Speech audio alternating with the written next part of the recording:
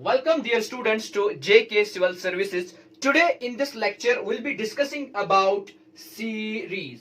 सबसे पहले हमारे लिए जानना ये जरूरी है कि सीरीज में किस किस्म के क्वेश्चंस पूछे जाते हैं। जनरली आपने देखा होगा एग्जाम्स में कभी कभार क्वेश्चन ऐसे आता है 4 आता है 8 आता है, ठीक है ना। इसी तरीके से इसके बाद 16 आता है, इसी तरीके से फिर आपको दिया होता है इसके बाद क्या आएगा। That is actually the question from series. अब सीरीज जो है इसको थोड़ा सा हम डिकोड करने की कोशिश करेंगे और ये समझेंगे कि सीरीज के कितने टाइप्स हैं। अगर आप सीरीज की ओर देखोगे तो सीरीज के जनरली हमारे पास 4 टाइप्स है। नंबर 1 जिसको हम बोलते हैं नंबर सीरीज, नंबर 2 हमारे पास है अल्फाबेट सीरीज, एंड नंबर 3 जो हमारे पास है वो कॉम्बिनेशन है इन दो सीरीज का, नंबर सीरीज का और अल्फाबेट सीरीज का। That's called as alpha numeric series, and the last one that is continuous pattern series. ये हमारे पास 4 इंपॉर्टेंट टाइप्स ऑफ सीरीज है और इन्हीं में से हमारे एग्जाम में क्वेश्चन पूछा जाता है।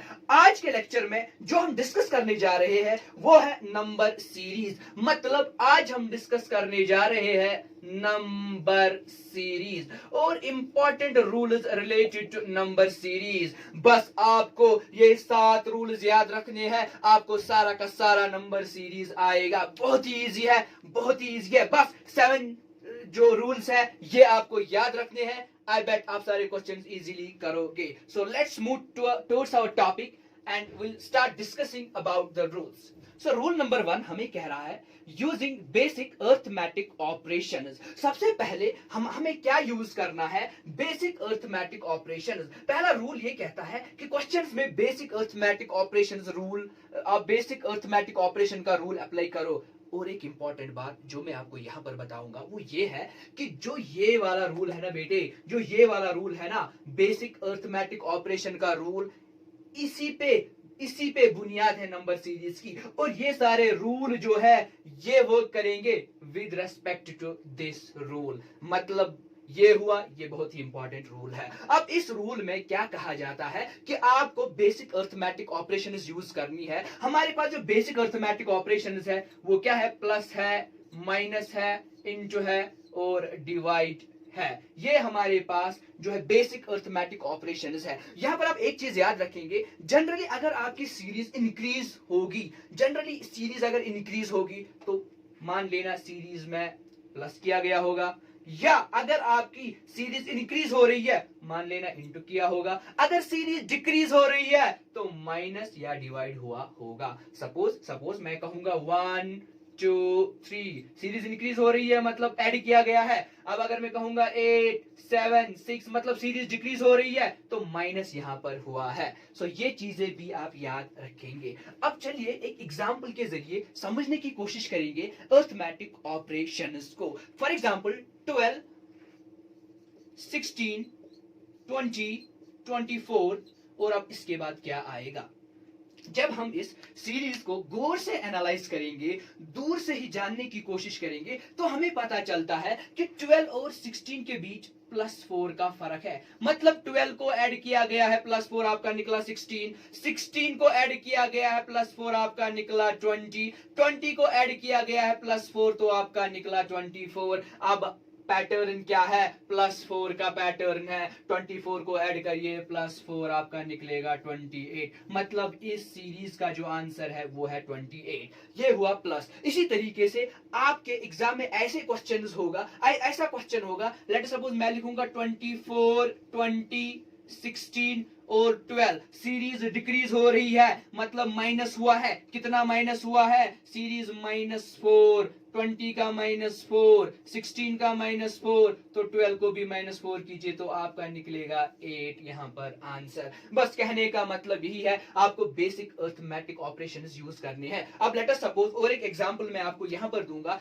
सपोज आपके पास है 2 4 6 और 8, इसके बाद क्या आएगा। जब आप गौर से इसको एनालाइज करोगे तो आपको समझ में आता है कि यहां पर इंटू किया गया है, 2 × 2 4, 4 ठीक है ना, 2 इंटू 2 होता है 4, उसके बाद 2 इंटू 3 होता है 6, इसी तरीके से 2 इंटू 4 होता है 8, इसी तरीके से 2 इंटू 5 आपका आएगा 10, मतलब इंटू 2 हर जगह किया गया है, 2 इंटू 2 4, ठीक है ना, इसी तरीके से इसके बाद 2 इंटू 3 किया गया है, ठीक है ना, मतलब इंटू इंटू इंटू कुछ किया गया है, into into into 2 into 3 into 4 into 5, likewise आपकी सीरीज जा रही है, लाइकवाइज आपकी सीरीज जा रही है। तो ये इंटू, इसी तरीके से आप डिवाइड को भी समझ सकते हो इजीली। तो ये था हमारा यूजिंग बेसिक अरिथमेटिक ऑपरेशन, जो बहुत ही इजी है, ये हर किसी को इजीली ग्रास्प होता है। सो अब देखिए, अब हमारा रूल नंबर सेकंड यहाँ पर है, that is alternate series. Alternate series क्या होता है? अल्टरनेट सीरीज का मतलब है एक को छोड़कर एक,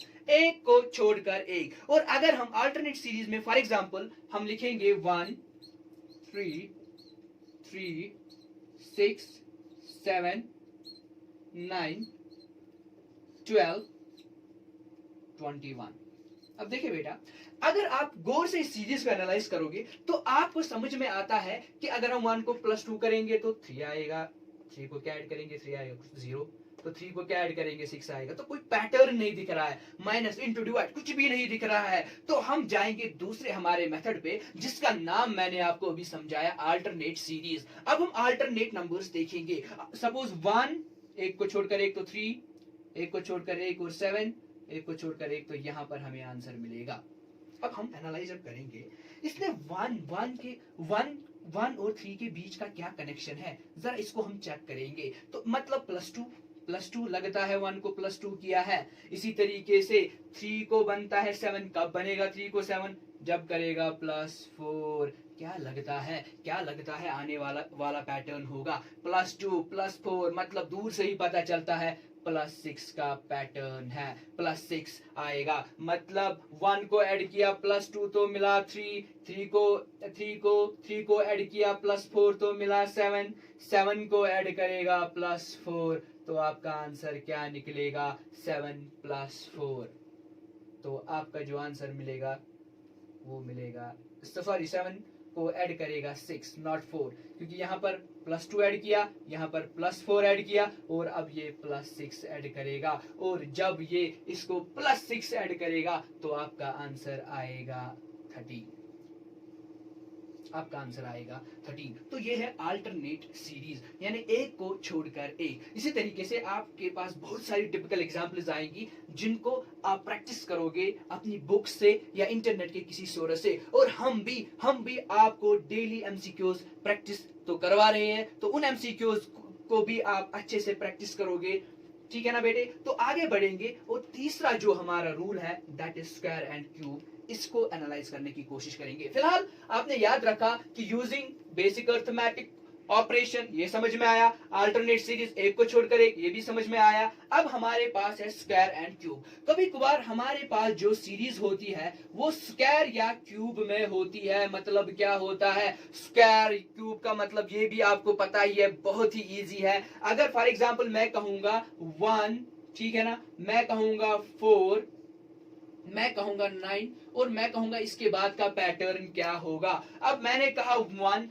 फॉर एग्जांपल ये हुआ 1 का स्क्वायर 1, ये हुआ 2 का स्क्वायर 4, ये हुआ 3 का स्क्वायर 9, तो इसके बाद का जो नंबर आएगा वो क्या आएगा, इसके बाद का नंबर क्या आएगा 4 का स्क्वायर 4 4 16, मतलब आंसर आएगा 16। इसी तरीके से आप क्यूब पे भी ये मेथड अप्लाई कर सकते हो। से फॉर एग्जांपल आपकी सीरीज ऐसी होगी 1 क्यूब 2 क्यूब 3 क्यूब, लाइकवाइज फिर आंसर होगा 4 क्यूब। इस पैटर्न को भी आप दूर से ही एनालाइज करोगे। अब आप में से बहुत सारों को क्वेश्चन अराइज होता होगा, सर आप बहुत तेज पढ़ा रहे हो। नंबर 1 ये हमारा क्रश कोर्स है, और नंबर 2 ये बहुत ही इजी है। जो चीज मुझे आपको इस पोर्शन में समझानी है वो मैं आपको इजीली समझाऊंगा, उस पे आप टेंशन नहीं लोगे। आप फ्रीली वीडियो को देखिए और चीजों को धीरे धीरे ग्रास्प करने की कोशिश करिए। अब आगे बढ़ते हैं और देखेंगे हमारा 4th पॉइंट क्या है। अब जो हमारा 4th पॉइंट है that is prime number series. कभी कभार क्या होता है हमारे पास जो सीरीज आती है that is prime number series. जो हमारे पास प्राइम नंबर्स होते हैं उन्हीं की एक सीरीज आती है और बंदा कंफ्यूज होता है कि इसमें तो कोई लॉजिक ही यूज नहीं हुआ है, ऐसा लगता है क्या है यहाँ पर, कोई मेथड यूज नहीं हुआ है। तो सीरीज एक्चुअली क्या होती है, प्राइम सीरीज। फॉर एग्जाम्पल 2 आपका प्राइम नंबर है, 3 आपका प्राइम नंबर है, 5 आपका प्राइम नंबर है, 7 आपका प्राइम नंबर है। इसके बाद क्या आएगा? अब जब हम इस क्वेश्चन की ओर गौर करेंगे और इस क्वेश्चन को एनालाइज करने की कोशिश करेंगे, या 7 के बाद आपका जो प्राइम नंबर है दैट विल बी 11, और इसी तरीके से आपको क्वेश्चन पूछा जाएगा कि इसके बाद क्या आएगा। तो इजीली पता चलता है 2 प्राइम नंबर है, 3 प्राइम नंबर है, 5 प्राइम नंबर है, 7 प्राइम नंबर है, 11 प्राइम नंबर है। इसके बाद प्राइम नंबर क्या होगा? 13 प्राइम नंबर होगा। अब सर ये प्राइम नंबर क्या होता है? प्राइम नंबर हम उस नंबर को कहते हैं जिसके 2 ही फैक्टर्स होंगे। एक तो वो नंबर खुद होगा, दूसरा उसका जो फैक्टर होगा। एक तो वो नंबर खुद होगा, दूसरा 1 होगा। अब 2 के 2 फैक्टर्स है 1 एंड 2, 3 के 2 फैक्टर्स है 3 एंड 1, 11 के 2 फैक्टर्स है 11 एंड 1। कुल मिलाकर बात ये हुई कि प्राइम नंबर एक ऐसा नंबर होता है जिसके 2 ही फैक्टर्स होते हैं। तो ये था हमारा प्राइम नंबर सीरीज। अब हम आगे देखते हैं रिवर्स द नंबर क्या है। हमें कभी कभार क्वेश्चंस ऐसे पूछे जाते हैं कि हमें नंबर्स को रिवर्स करना पड़ता है। लेट अस सपोज 61 हमारे पास है, 52 है हमारे पास, और इसी तरीके से हमारे पास है 63। अब पूछा गया है इसके बाद क्या आएगा। अब सर जब हम इस सीरीज को दूर से एनालाइज करते हैं तो हमें कोई लॉजिक समझ में नहीं आता है। 61 है, 52 है, 63 है, पता नहीं क्या हुआ होगा। अब देखिए जब गौर से इस सीरीज को हम एनालाइज करेंगे तो ये नंबर्स रिवर्स में लिखे गए हैं। अब देखिए कैसे लिखे गए हैं, जरा इसको बेटा चेंज करिए आप। 61 तो ये बनेगा आपका 16, 52 ये बनेगा आपका 25, 63 ये बनेगा आपका 36। अब 16, 25, 36 के बीच क्या रिलेशन है? इजी है, ये है आपका 4 स्क्वायर, ये है आपका 5 स्क्वायर, और ये है आपका 6 स्क्वायर। अब इसके बाद क्या आएगा? 7 स्क्वायर। 7 कितना होता है? 49। मतलब आंसर क्या आया? अब इसको रिवर्स करना है क्योंकि ये रिवर्स में लिखे गए थे। ये 36 है, इसको लिखा गया था 63, तो इसको रिवर्स कीजिए तो ये आएगा 94 आपका। सो ये है रिवर्स द नंबर, यानी नंबर्स को कभी कभार क्या किया जाता है? रिवर्स किया जाता है। इसमें बहुत सारी एग्जांपल्स है। से फॉर एग्जांपल मैं और एग्जांपल यहां पर लूंगा आपके लिए। फॉर एग्जांपल मैं लिखूंगा 21 12, इसके बाद मैं लिखूंगा 41 14, और इसके बाद मैं लिखूंगा 39। जब आप दूर से और गौर से इस सीरीज को एनालाइज करोगे तो आप देखो 21 का उल्टा 12, 41 का उल्टा 14, सो 39 का उल्टा क्या आएगा? 93। क्योंकि रीजनिंग एक ऐसा पोर्शन है जहां पर क्वेश्चंस कहीं से भी पूछे जा सकते हैं। कोई इलॉजिकल वे में भी क्वेश्चन पूछा गया होगा और उसको भी आपको लॉजिकली समझने की कोशिश करनी है। जैसे मैंने ये 2 लिए, ये 2 लिए, और ये भी आपको 2 लेने हैं, इन पेयर्स लेने हैं। मतलब इसका और इसका कोई कनेक्शन ही नहीं है, इसका और इसका कोई कनेक्शन ही नहीं है, बस पेयर्स से मतलब रखिए, पेयर से मतलब रखिए। ये आपका आता है रिवर्स द नंबर।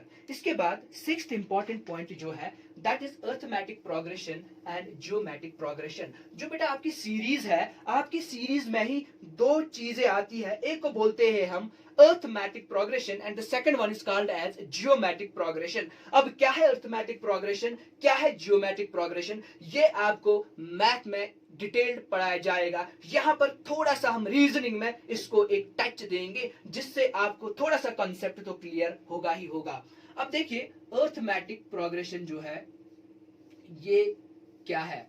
एक सीरीज है, एक सीरीज है जहां पर 2 नंबरों के बीच की कॉमन डिफरेंस सेम होगी। एक सीरीज है जहां पर 2 नंबरों के बीच की जो कॉमन डिफरेंस है वो बेटा सेम होगी, यानी डिफरेंस उसको बोलते हैं कॉमन डिफरेंस, वो सेम होगी। फॉर एग्जांपल सिंपल सा हम यहाँ पे एग्जांपल लेंगे 1 2 3 एंड 4 या 5। अब अगर 2 और 1 के बीच की डिफरेंस हम निकालेंगे दैट इज 1।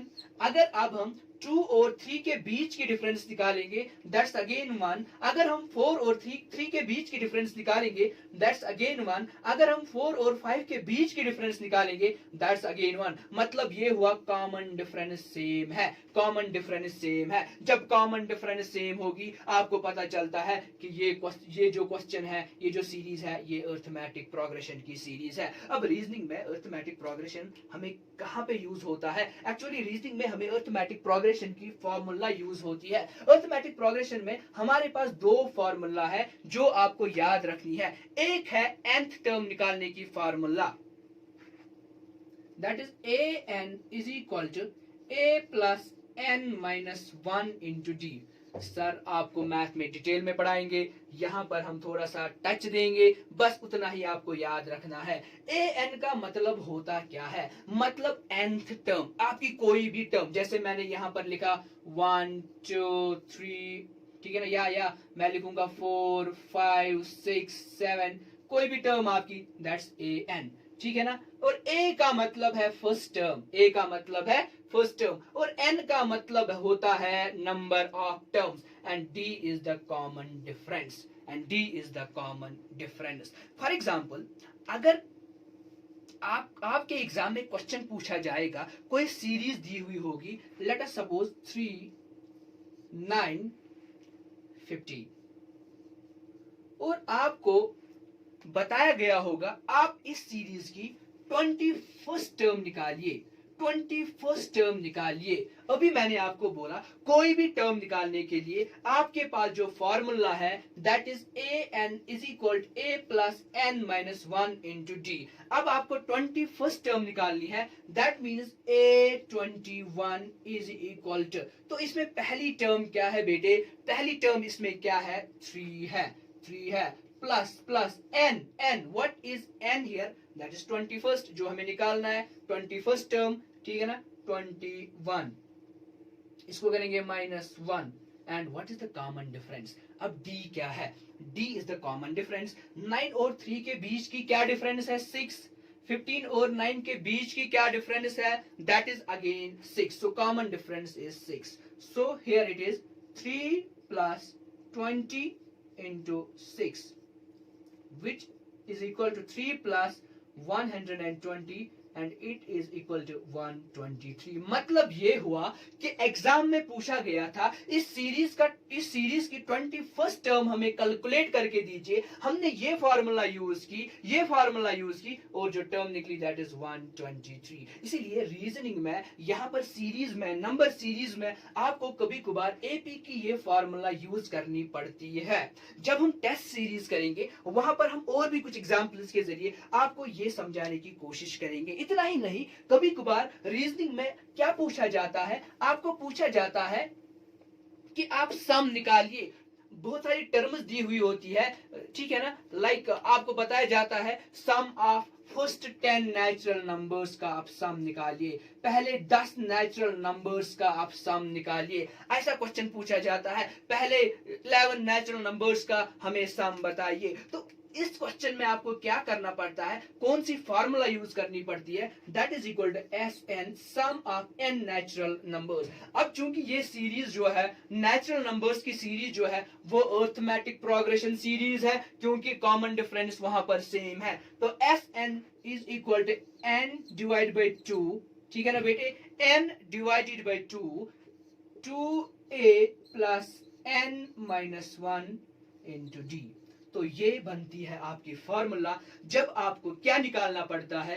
पहले 10 नेचुरल नंबर्स का सम, या पहली टर्म्स का सम। कुछ भी पूछा जा सकता है एग्जाम में। अब से फॉर एग्जांपल हम ये क्वेश्चन जो है यहाँ पर एक्सप्लेन करने की कोशिश करेंगे। SN मैंने आपको अभी बताया नंबर ऑफ टर्म्स, तो 10 नेचुरल नंबर्स है, तो नंबर ऑफ टर्म्स 10 डिवाइड 2, ठीक है ना, 2।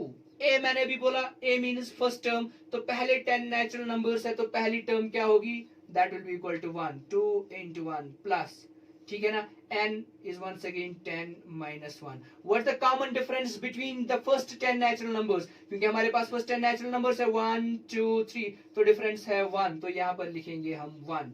सो 2 और 5, यहाँ पे आएगा 2 into 5 होता है 2 5 into 10, तो यहाँ पर आएगा हमारा 5, और ये आएगा 2 2 इंटू 1 होता है 2 प्लस यहाँ पर 10 में से 1 हुआ 9 और 9 इंटू 1 9 ही होता है और 9 प्लस 2 होता है 11 11 इंटू 5 होता है 55। सो बात यह है कि पहले 10 नेचुरल नंबर्स का सम जो है दैट इज 55। ये भी आपको कभी कभार ये फार्मूला यूज होती है। इसी तरीके से अब हमारे पास जो दूसरी सीरीज है दैट इज जीपी।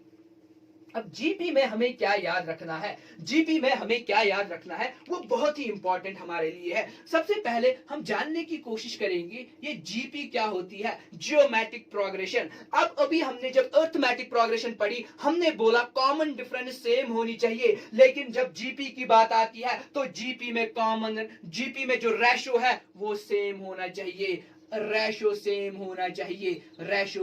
होना चाहिए। फॉर एग्जाम्पल अगर हम जीपी की कोई एग्जाम्पल लेंगे, से फॉर एग्जाम्पल मैं यहां पर लिखूंगा 10 20 40 80। अब देखो बेटा अगर आप इस चीज को गौर से एनालाइज करोगे, आप 10 और 20 का रेशो देखोगे, 20 divided by 10 that is equal to 2, 40 divided by 20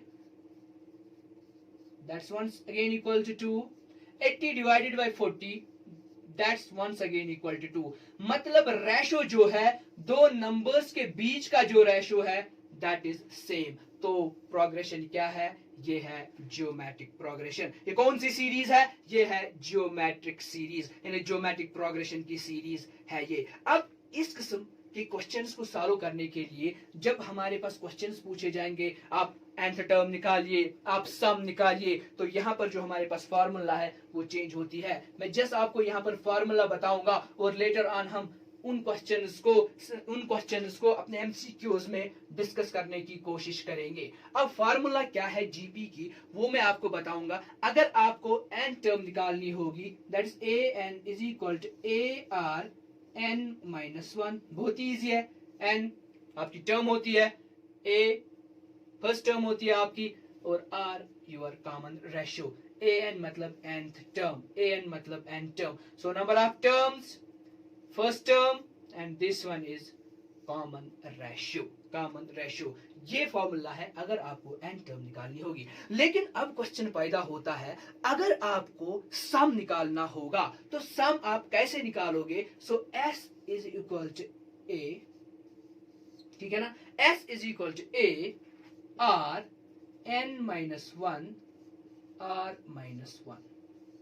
This is the formula, this is the required formula for calculating the sum of geometric progression। इसका मतलब बेटा ये हुआ अगर सीरीज वाले पोर्शन में, नंबर सीरीज वाले पोर्शन में कोई क्वेश्चन दिया हुआ होगा, आपको सम निकालना होगा, आपको ये टर्म निकालनी होगी, आपको सबसे पहले ये देखना है कि क्या ये ज्योमेट्रिक प्रोग्रेशन है, क्या ये अर्थमेटिक प्रोग्रेशन है। जब आपको ये दो चीजें पता चलेंगी इसके बाद बेटा आप कोई भी फार्मूला यूज कर सकते हो, अकॉर्डिंगली आप फार्मूलाज को यूज कर सकते हो।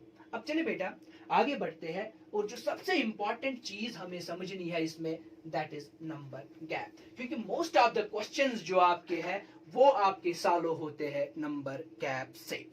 बहुत ही इंपॉर्टेंट है आपका नंबर गैप का कॉन्सेप्ट। अब नंबर गैप से आपके बहुत सारे एमसीक्यूज तो सॉल्व हो जाएंगे, लेकिन उसके लिए हमें नंबर गैप के कॉन्सेप्ट को समझना है। उसके लिए मैं आपको एक एग्जांपल यहाँ पर दूंगा और एग्जांपल के जरिए समझाने की कोशिश करूंगा। पहले अगर आप इस टर्म नंबर गैप को एनालाइज करोगे, नंबर गैप का मतलब क्या होता है, दो नंबर्स के बीच की गैप। हम देखेंगे दो नंबर्स के बीच की गैप क्या है और अकॉर्डिंगली हम क्वेश्चन को सॉल्व कर सकते हैं। अब देखिए हमारे पास एक एग्जाम्पल यहाँ पर है 4 11 30 67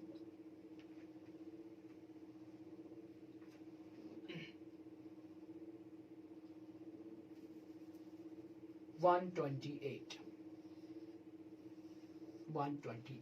अब हम क्या करेंगे, अगर हम इस क्वेश्चन को दूर से एनालाइज करेंगे तो थोड़ा सा सोचने की कोशिश करेंगे कि 4 into 2 क्या होता है, 10 + 1 11, तो कुछ ऐसा समझ में नहीं आता है, क्या करेंगे। बस जब इस कंफ्यूजन में आप फंस जाओगे तो नंबर गैप का कॉन्सेप्ट यूज कर लेना बेटा। और एक इंपॉर्टेंट चीज, नंबर गैप आपको मोस्ट ऑफ जो क्वेश्चंस है वहां पर नंबर गैप का ही कॉन्सेप्ट आपको अप्लाई होगा। अब देखिए, अब हम इन दो नंबर्स के बीच की गैप को फाइंड करेंगे। जब हम 11 में से 4 को कट करेंगे तो क्या आता है, तो 7 आता है।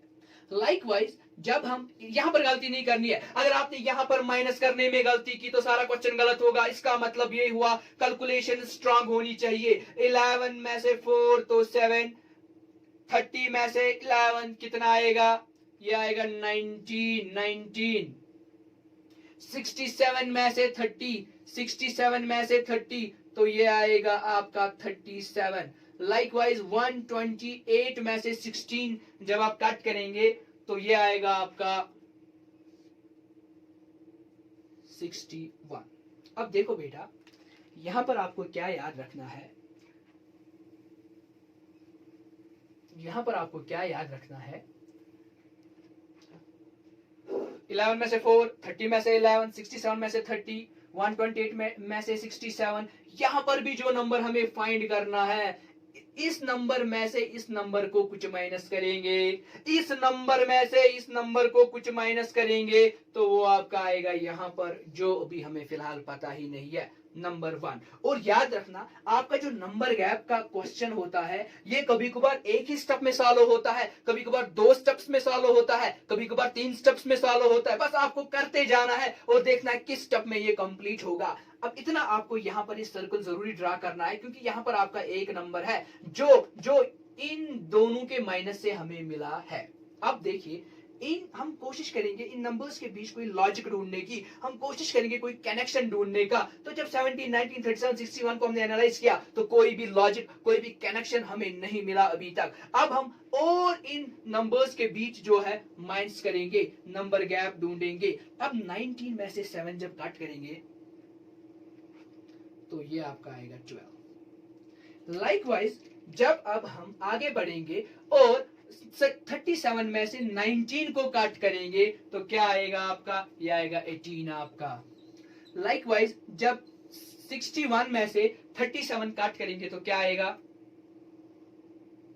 तो ये आएगा आपका 24। अब देखिए, अब जब इस नंबर में से इस नंबर को कट करेंगे, डिफरेंस ढूंढेंगे तो यहां पर भी आपका कोई ना कोई नंबर आएगा, ठीक है ना, यहां पर भी कोई ना कोई नंबर आएगा।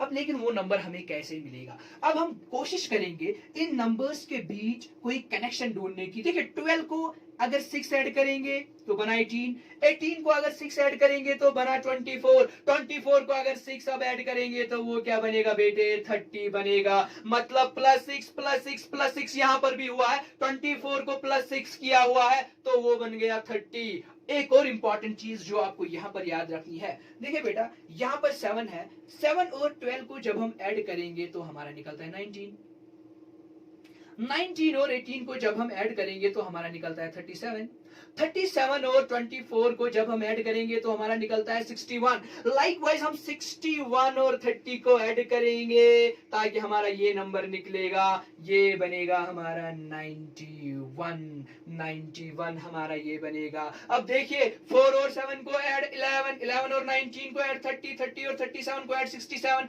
67 और 61 को ऐड 128। अब आपका आंसर क्या है, 128 प्लस 91। अब जब इन दो को आप ऐड करोगे तो आपका आंसर निकलेगा। अब आप ऐड करो 128 को 91, अब आप ऐड कर सकते हो। अब देखिए, जब हम 128 को 91 ऐड करेंगे तो आपका ये कितना आता है,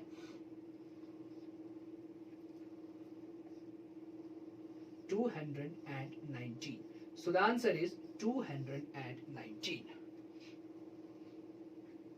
219। सो बहुत ही इजी क्वेश्चन है, बहुत ही इजी क्वेश्चन है। ये नंबर गैप के क्वेश्चंस है, यानी मैक्सिमम क्वेश्चंस आपको नंबर गैप से ही मिलेंगे। आपको गैप्स फाइंड करनी है, बस लॉजिक यही है, मेथड यही है नंबर गैप का। सो ये था हमारा नंबर सीरीज और नंबर सीरीज के रिलेटेड कुछ इंपॉर्टेंट रूल्स। 2-3 क्वेश्चंस को हम यहां पर प्रैक्टिस करने की कोशिश करेंगे ताकि जो नंबर गैप का कॉन्सेप्ट है ये हमें और अच्छे से क्लियर होगा। Now we have 1, 9, 25 49 and 1 2 1। अगर हम इस चीज को एनालाइज करेंगे, 1 है, 9 है, 25 है, 49 है और 1 2 1 है। अब सपोज ये 1 है तो मैं लिखूंगा 1 स्क्वायर, हो गया 1। अब ये 9 है तो मैं लिखूंगा 3 स्क्वायर, ये 25 है मैं लिखूंगा 5 स्क्वायर, ये 49 है तो मैं लिखूंगा 7 स्क्वायर। तो हमें क्या समझ में आता है, स्क्वायर भी किया गया है लेकिन साइमल्टेनियसली जो है बेटा +2 भी किया गया है। 1 + 2 हो गया 3, 3 + 2 हो गया 5, 5 + 2 हो गया 7 और 7 + 2 क्या आएगा 9। तो ये आएगा 9 स्क्वायर। 9 का स्क्वायर होता है 81। 81। See now question number 2. We have 6, 11, 16 and we have to find the next term. अब देखो 6, 11, 16 के बीच कैसा कनेक्शन लगता है, कैसा कनेक्शन लगता है, बहुत ही हमें लगता है ये क्वेश्चन बहुत ही मुश्किल है। नंबर गैप से भी कर सकते हो, लेकिन अगर मुश्किल होगा नंबर गैप से तो बहुत ही इजी मेथड है जो दूर से ही हमें पता चलता है। मैं लिखूंगा 6 को 5 × 1 + 1 हुआ 6। लाइकवाइज मैं लिखूंगा 5 × 2 + 1, लगता है ना 5, 10, 15 है लेकिन एक एक ऐड किया गया है। सो 5 × 10 + 1 होता है 11। मैं लिखूंगा 5 × 3 + 1 कितना होता है 16। एंड जो लास्ट वाली टर्म होगी बेटा अब वो क्या होगी 5 × 4 + 1 मतलब 21।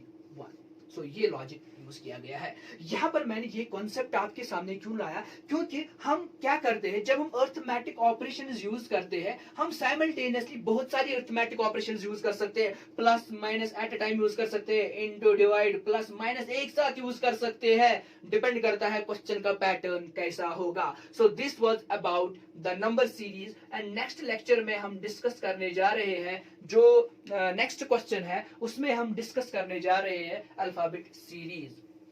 And one more important thing, जो हमने कल टेस्ट सीरीज दी थी रीजनिंग में, वहां पर एक क्वेश्चन में एरर था, और वो क्वेश्चन डायरेक्शंस का था। वहां पे जो टाइपिंग